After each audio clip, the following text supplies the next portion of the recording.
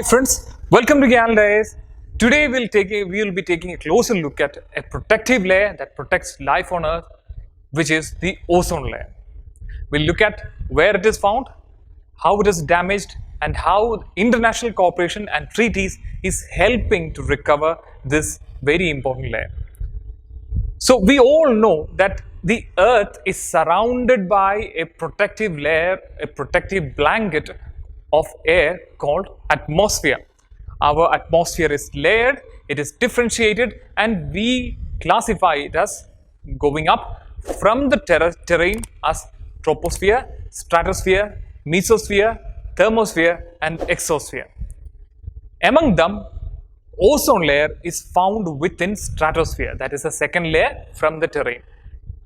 Ozone layer consists of what we called ozone, which is a poisonous gas which is found here, which is consist of 3 atoms of oxygen.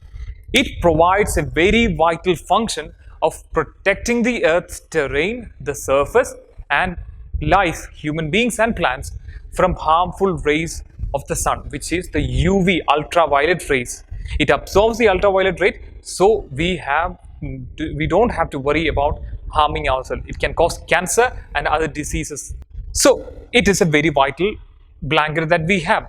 But over the years, we have seen that ozone layer is thinning. Ozone layer is thinning, and this problem we classify as ozone depletion. Ozone depletion, and we classify certain chemicals as ozone depleting substances, or ODS.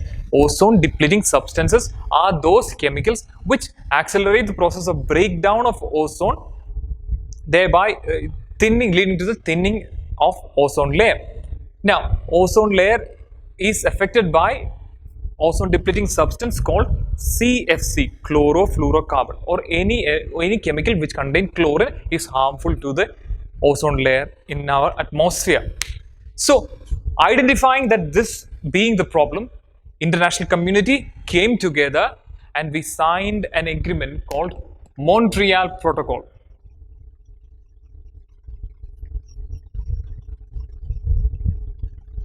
We signed Montreal Protocol, which decided to phase out the use of chlorofluorocarbons so as to protect the layer of ozone. And this protocol have been in place since 1987. And this has been helping to reduce the loss of ozone layer. Chlorine, if it is found in the atmosphere, leads to the depletion of ozone. Now, this is mainly, chlorofluorocarbons are mainly used in the refrigeration industry and in aerosol cans. We have been successfully implementing it over the years, and some recovery is found. Later, we replaced chlorofluorocarbons with hydrofluorocarbons. This substance is not ozone depleting. It is not an ODS, but it is a very potent greenhouse gas. It is a greenhouse gas.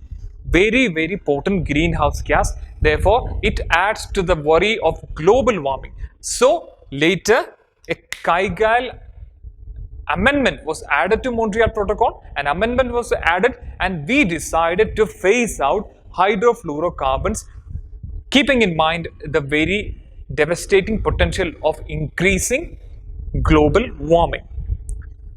All our efforts have bear fruit. They have shown positive results. There have been reports since 2000 that ozone layer is recovering. This recovery is faster in some places, slower in some places due to the activities in the atmosphere.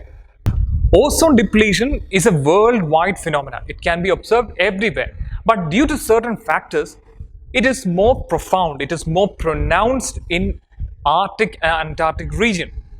It is due to the very low temperature and circulating air column called polar vortex, and also the presence of polar stratospheric clouds. Three of these elements provide for the acceleration or trapping of ozone depletion, ozone depleting substances such as CFCs. So that is the reason why we have a large gaping hole in ozone over the Antarctic. But the measures that we have taken, like the Montreal Protocol and the amendment on it later, have shown positive results. The ozone layer is healing. It is estimated that by 2060, the entire ozone layer would be healed and it would have been recovered to the levels which it had previously. And it was recently reported that the ozone hole found in the Arctic region has completely closed. So we have some positive news, and it is an affirmation that a global action, including all signatories and all important players in the world, can produce positive results. This should be an encouragement for wider global engagement and cooperation in matters of ecology and environment. That's all about ozone layer. Thanks for listening. We'll see you soon.